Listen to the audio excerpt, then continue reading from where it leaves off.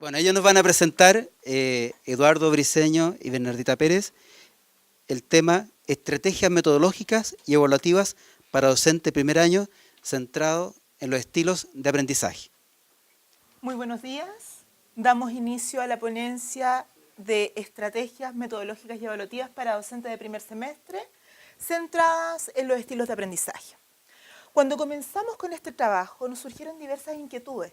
Para nosotros es muy simple hablar de aprendizaje, pero finalmente, ¿qué es el aprendizaje?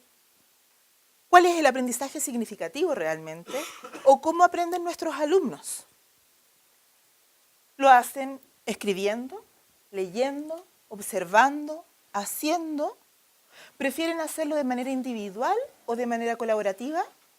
La verdad es que para esto no existen respuestas que sean absolutas y únicas. Nos encontramos con que existe una diversidad importante de formas. Desde esta perspectiva, entonces, nosotros podemos inferir y vamos a definir que para efectos de esta presentación entenderemos que el aprendizaje es un cambio de conducta más o menos permanente en el tiempo como resultado de la instrucción, de la observación y de la práctica.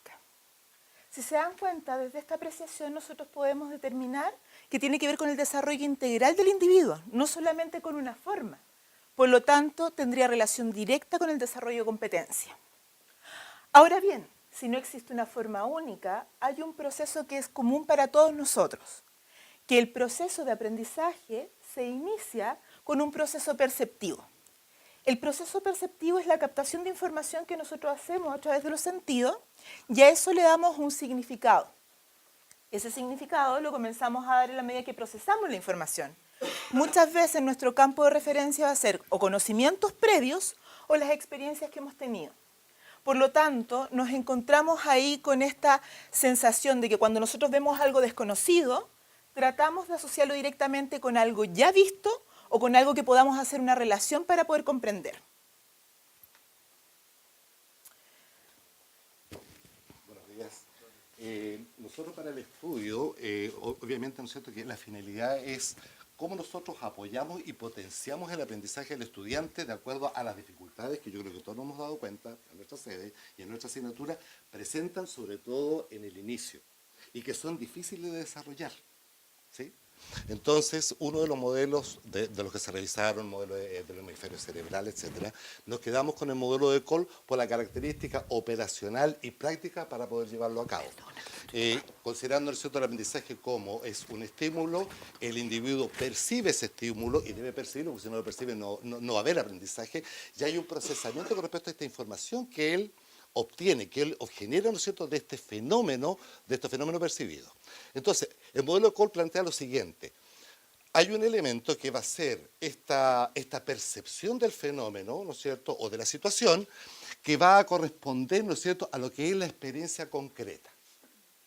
Cuando hablamos de la experiencia concreta, significa algo que el individuo es capaz de percibir y entender, a lo mejor no desarrollar, pero sí entenderlo, que le haga sentido. La segunda fase de esta experiencia concreta, cuando se produce el aprendizaje, es que se debe establecer toda una instancia de lo que es la observación reflexiva. ¿Qué significa? Lo que hablaba el colega anterior. Significa, cuando yo veo un fenómeno, ¿qué características tiene ese fenómeno? ¿Por qué se puede producir? Puedo ir generando ciertas teorías, ¿no es cierto?, o ciertas apreciaciones, o ciertas conclusiones previas. Definida toda una fase de la observación reflexiva, obviamente viene la parte, ¿no es cierto?, de lo que es la conceptualización abstracta, que se refiere a responde a algún modelo, hay algunas pautas, hay algunos factores, hay algunas normas que nosotros podemos establecer o generalizar. Cuando está establecido toda esta fase, la última, ¿no es cierto?, debe ser la experimentación activa en el sentido de si esta situación concreta que nosotros vivimos, ¿no es cierto?, el alumno vivió, ¿no es cierto?, es posible extrapolarla y llevarla a otras situaciones similares. Yo creo que de alguna forma todos hemos trabajado, ¿no es cierto?, a lo mejor no con el nombre modelo, pero yo creo que a todos nos hace sentido, ¿no es cierto?, este circuito, ¿sí? Ahora, como el tema, ¿no es cierto?, de los estilos de aprendizaje, Kolb en el modelo plantea lo siguiente: la percepción que tiene el individuo no es exactamente igual entre todos ellos, porque va a depender de muchas situaciones. La historia que ha vivido, la experiencia que ha tenido en la formación de aprendizaje, ¿no es cierto? Y el entorno en el cual él ha aprendido o se ha desarrollado. Entonces, él establece lo siguiente, como dos ejes. La experiencia concreta, la conceptualización abstracta, que va a tener relación, ¿no es cierto?, con lo que es la percepción. Y el eje de la observación reflexiva, experimentación activa, que tiene que ver con lo que es el procesamiento. Entonces él dice, al crear estos ejes, él plantea 4 estilos de aprendizaje. El primero, el acomodador, si ustedes se dan cuenta, está entre la experiencia concreta y la experiencia activa. El típico del alumno que él necesita la cosa concreta, ve, profesor, por favor, muéstreme. ¿Cómo es esto? ¿Y por qué pasa esto? Es una persona muy entusiasta, quizás a veces muy impulsiva, pero necesita ese elemento concreto porque necesita percibir y necesita sentirlo. Obviamente, si nosotros nos movemos acá, va a ir desde este elemento de la experiencia concreta necesaria hasta, ¿no es cierto?, donde empezamos, ¿no es cierto?, a teorizar, a manejarse esta teoría, a ver modelos, pero siempre con esa necesidad de lo concreto.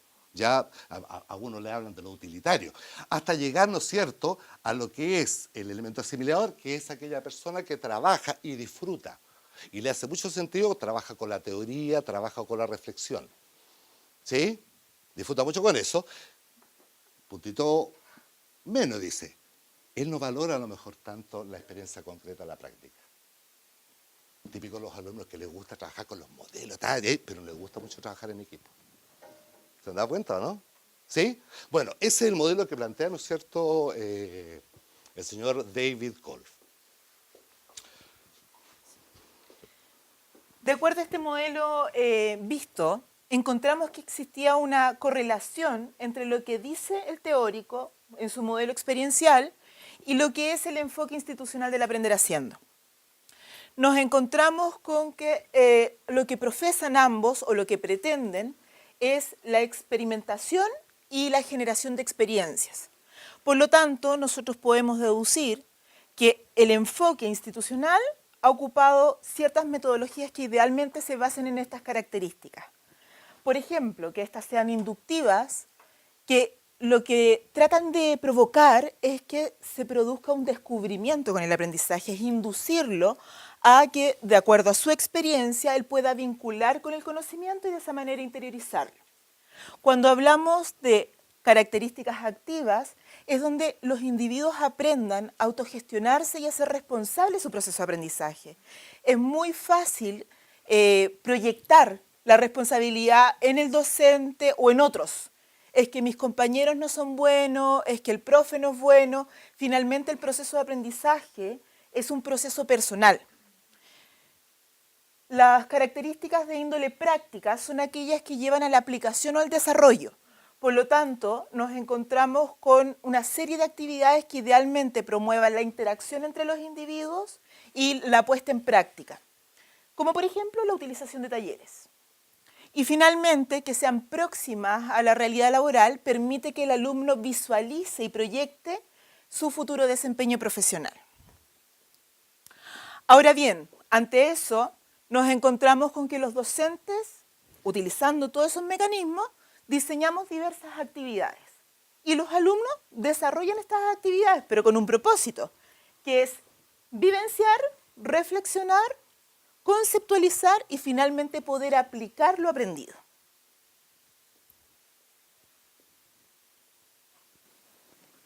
¿No? Kelly.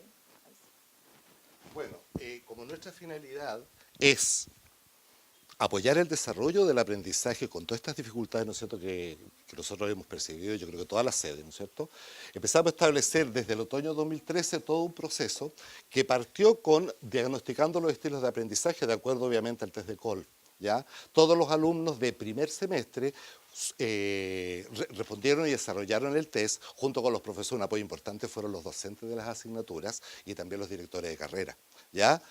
Se conversó, se analizaron, ¿no es cierto? De alguna forma el alumno, en el sentido de que él aprenda a mirarse, comienza a mirarse, ¿no es cierto? No solamente la responsabilidad del profesor, sino que yo tengo ciertas características que me van a facilitar y me van a dificultar ciertas actividades o ciertas experiencias. ¿Ya? Desarrollado, ¿no es cierto?, todo esto, empezó todo lo que es, primero, el diseñar el trabajo de alineamiento pedagógico a través de talleres, a través de sesiones de trabajo con los docentes, en las cuales nosotros, a través de la discusión, pudiéramos revisar metodologías diversas que pudiéramos aplicar para poder atender esta diversidad de alumnos, que después vamos a ver en la diapositiva siguiente, nosotros recibimos, ¿no es cierto? Establecer también diversidad de instrumentos de evaluaciones que nos permitan evaluar las diferentes dimensiones del aprendizaje. Entender que no todo lo podemos evaluar con un solo instrumento. ¿Sí?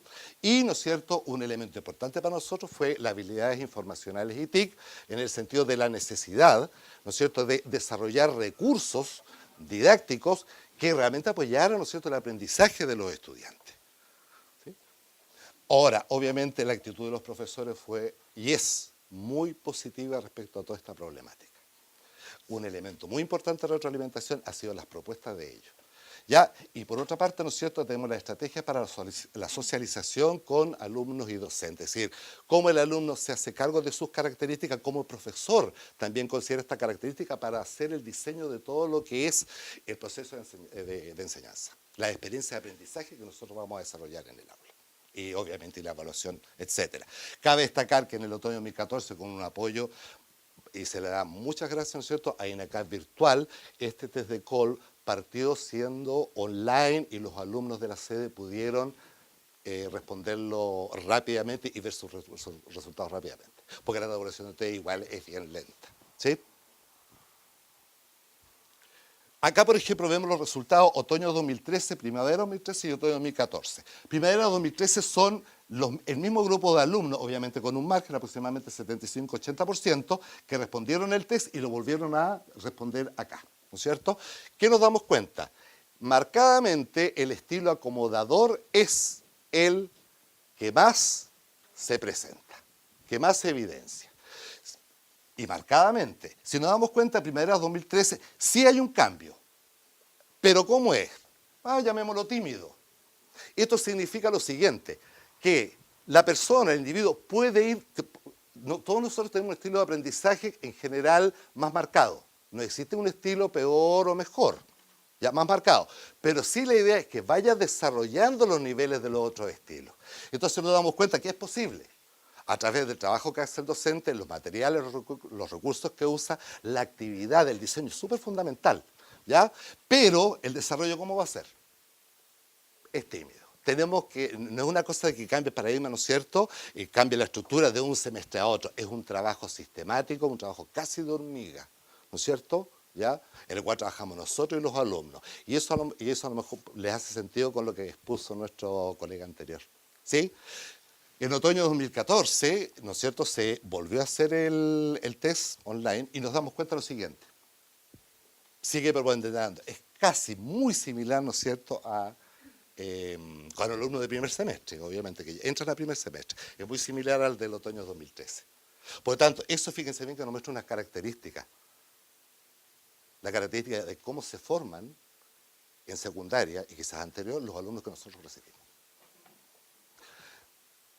El taller de alineamiento pedagógico, que es el apoyo, ¿no es cierto?, al docente constante para poder ir integrando, ¿no es cierto?, todos estos elementos, todos estos conocimientos, toda esta experiencia, ¿no es cierto?, se realiza a través del Centro de Apoyo al Desarrollo Docente de Apoquindo, ¿no es cierto?, en conjunto con los docentes. Aquí hay mucho análisis, mucha discusión, mucha propuesta. No es imposición, ¿sí? Nosotros definimos marcos, pero los profesores son un elemento fundamental para, ¿no es cierto?, el desarrollo, ¿no es cierto?, de todo este proceso.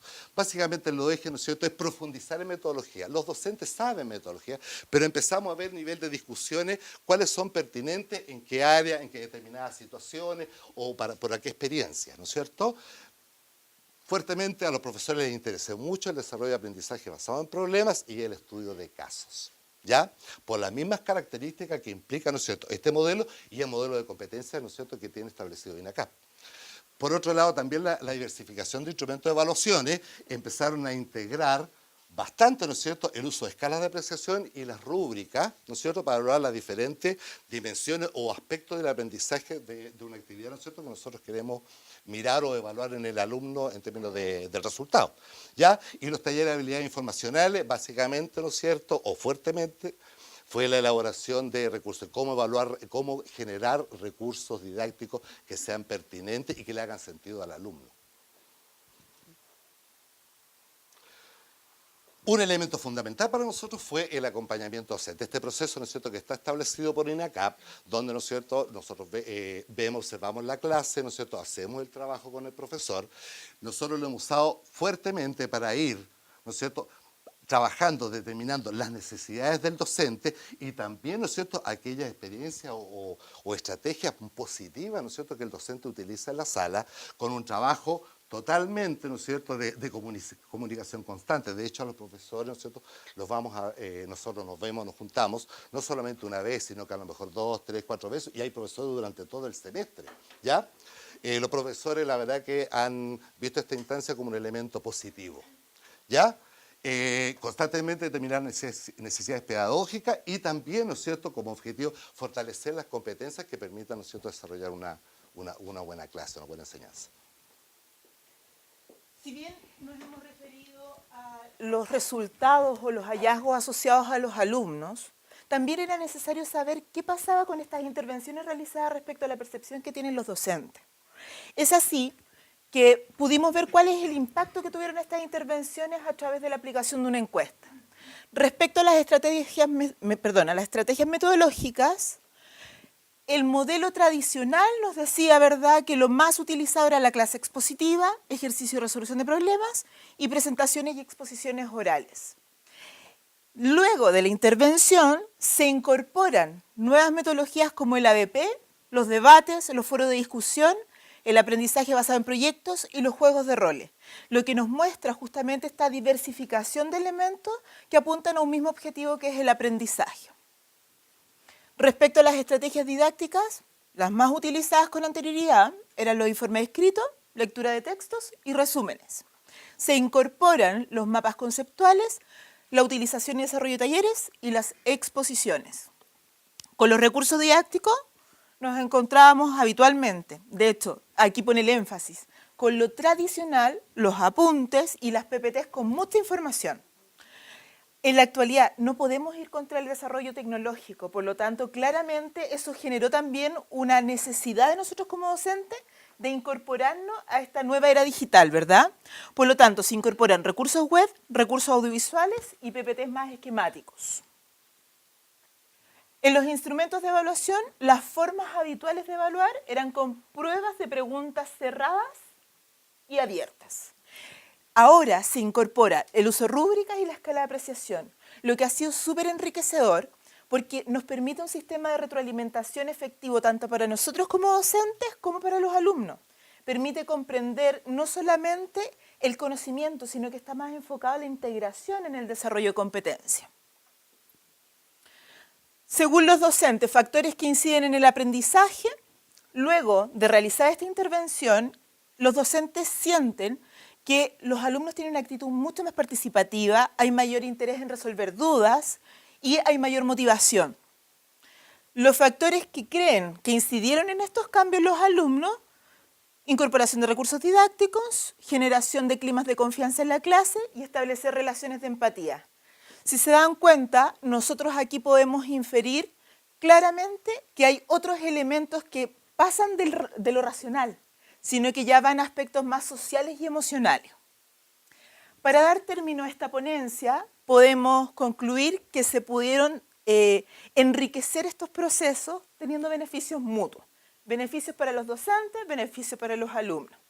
Dentro de los beneficios directos para los docentes está la utilización de metodologías y estrategias didácticas que sean mucho más asertivas y efectivas para el proceso de aprendizaje. La utilización de recursos didácticos diversos y finalmente la diversificación de instrumentos de evaluación. En el caso del alumno, al poder detectar su estilo de aprendizaje, puede utilizar diversas técnicas o estrategias de estudio, por ejemplo. No el modelo tradicional que era memorístico y que uno andaba, ¿verdad?, repitiendo tradicionalmente. Algunos se empezaron a dar cuenta de que tenían otras formas de poder ir logrando su aprendizaje. Y por supuesto, eso también le permite tener una mejor planificación del estudio. Todos estos elementos, según estos antecedentes, nosotros podemos determinar que existe una necesidad de actualizar o adecuar las pautas de acompañamiento docente, donde realmente se pueda detectar prácticas pedagógicas que sean enriquecidas socializarlas con el equipo docente y apoyar el proceso también de integración de nuevas prácticas. Lo que de alguna manera responde a esta necesidad imperiosa de innovar en educación. Eso es un desafío latente para todos los que estamos dedicados a la educación. Y por supuesto también cumplir con el compromiso con la mejora continua. Muchas gracias.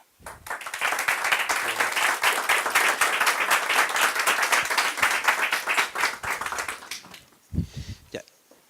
Tenemos algunos minutos para consultas. Bueno, primero felicitaciones por la presentación, es muy interesante. Y sobre los resultados que ustedes mostraron luego de la aplicación del test a los alumnos, ¿se da la misma tendencia en la jornada diurna que en la vespertina? ¿Sí? ¿El estilo predominante es el mismo? Perfecto. Sí, tal vez hay elementos que son diferenciadores, no en la forma de procesamiento del aprendizaje. Tal vez en los alumnos diurnos vespertinos hay un cambio más conductual, pero lo que tiene que ver con un proceso de elevación del conocimiento, se da la misma tendencia.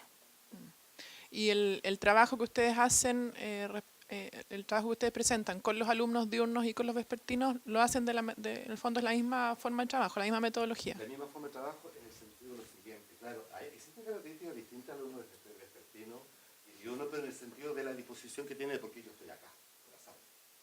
Entonces, como la diferencia. Aquí, cuidado, el estilo de aprendizaje no habla de los niveles de inteligencia. Ya, no tienen relación con eso. Pero al ver esta característica predominante, sí los profesores, en el sentido de lo que hacen en la sala de clase, va a atender, ¿no es cierto?, con respecto a esta diversidad, cómo trato de lo que yo hago, la experiencia que diseño, sea accesible a todos los tipos, ¿no es cierto?, de alumnos. Pero obviamente pueden haber elementos diferenciadores que ya escapan a otra cosa con respecto al alumno vespertino. Por ejemplo, con el vespertino, ¿no es cierto?, es mucho más fácil establecer problemas que son de situaciones reales. Por ejemplo, no hay problema, por ejemplo, si nosotros hablamos del monto, del costo, etcétera. A lo mejor el día que ha pasado, un alumno me dice, ¿qué es lo que es un monto de costo? Pero la diferencia está en eso, en lo que es el conocimiento previo. Claro. ¿Sí? Claro. Pero las estrategias pueden ser muy similares, pero adaptadas a la realidad. Ahora, disculpa para poder complementar tal vez con una información. La forma de intervenir del docente, la idea es que sea particular según las distintas realidades. Yo puedo tener 5 secciones y las 5 secciones tener comportamientos absolutamente distintos. El tema es contar de alguna manera con esa batería de recursos disponibles para poder generar una intervención adecuada según la diferencia que se produce dentro del aula. Ahora, ¿por qué no se hace diferenciación entre el diurno y el vespertino? Porque finalmente el perfil de egreso es el mismo. Por lo tanto, tienen que tener un lineamiento al desarrollo de competencias de manera transversal. A lo mejor algunos van a estar más aventajados que otros, pero finalmente tienen que llegar al mismo perfil de competencia. El perfil de ingreso, de hecho, diurno vespertino, tal vez muchas veces la única diferenciación es que para algunos ya son trabajadores. Aquí tenemos otra pregunta. Bueno, primero felicitarlos también por el trabajo realizado y son dos preguntas que me gustaría conocer su percepción. Lo primero tiene que ver con que desde el punto de vista del docente, ¿qué pudieron percibir o qué consideran ustedes que es la mayor dificultad del docente, que típicamente un docente que viene de un modelo más tradicional de enseñanza, respecto a estos cambios a incorporar al interior del aula? Esa es la primera. Y la segunda es respecto, continuando un poco la pregunta de Gabriela, es ¿qué diferencias pudieron observar ustedes entre alumnos más adultos y alumnos más adolescentes, por decirlo de alguna forma? ¿La primera o la segunda? Cualquiera. Ya, en la primera, con respecto a al docente, obviamente el hacer cambios es trabajoso, es laborioso. No vamos a decir, ¿no es cierto?, nosotros todos felices, vamos a hacer los cambios. No, pero la media pega que nos toca, porque es trabajo. El trabajo, el dimensionar y ver, ¿no es cierto?, el aprendizaje de estos diferentes puntos de vista, y más cuando, ¿no es cierto?, tomamos este factor de la característica de naturaleza que trae el alumno por su historial de formación. Pero sí en este camino, ¿no es cierto?, que fue bastante trabajoso, los profesores sí asumieron y tomaron el compromiso de que El aprendizaje es algo complejo y tengo que tener diferentes miradas y por lo tanto tengo que utilizar, aumentar mi batería de estrategias, mejorar la estrategia, mejorarlo, cambiar y diversificar los instrumentos de evaluación. En general, en todas las áreas hubo una disposición positiva a pesar del trabajo arduo que significó. Creo que todas las organizaciones de alguna forma cuando se implementa un cambio generan resistencia.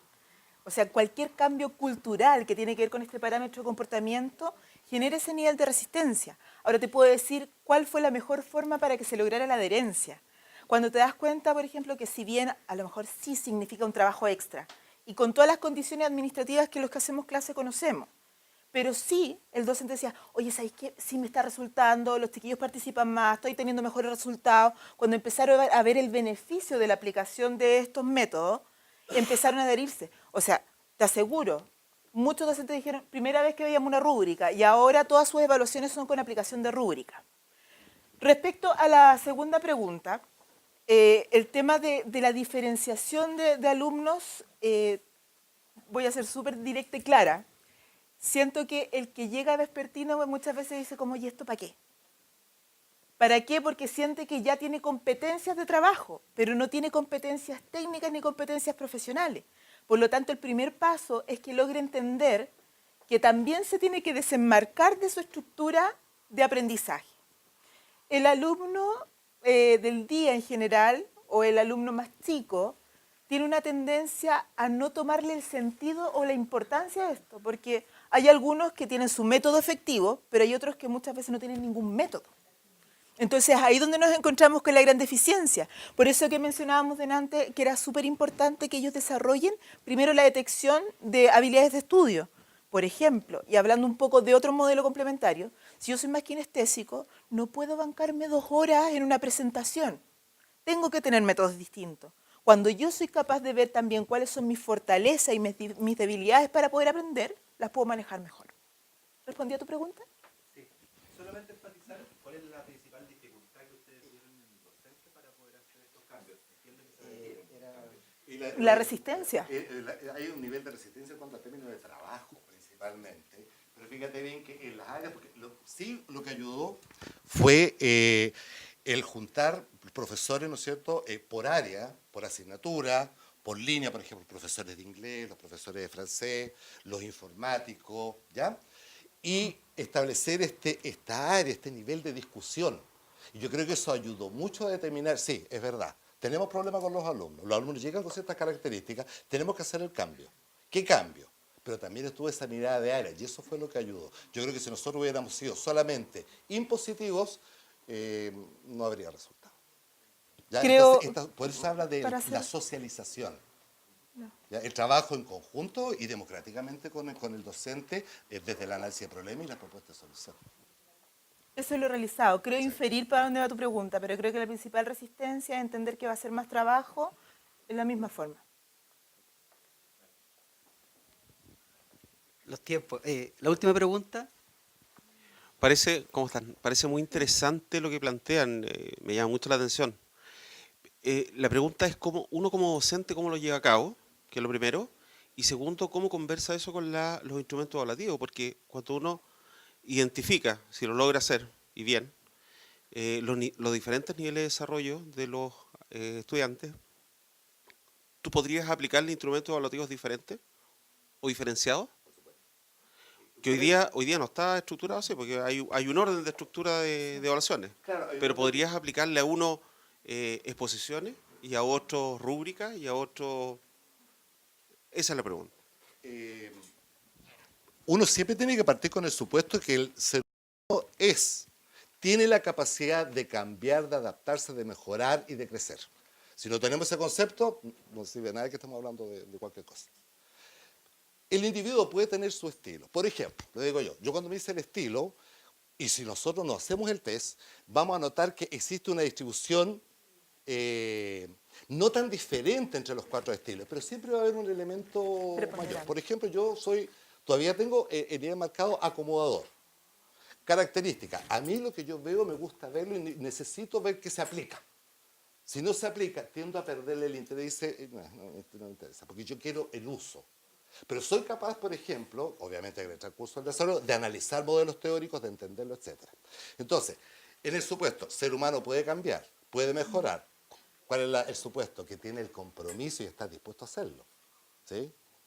Y por otro lado, yo puedo ir desarrollando, a través de las actividades, ¿no es cierto?, con nuestro modelo de competencia, yo puedo ir desarrollando, potenciando los otros estilos.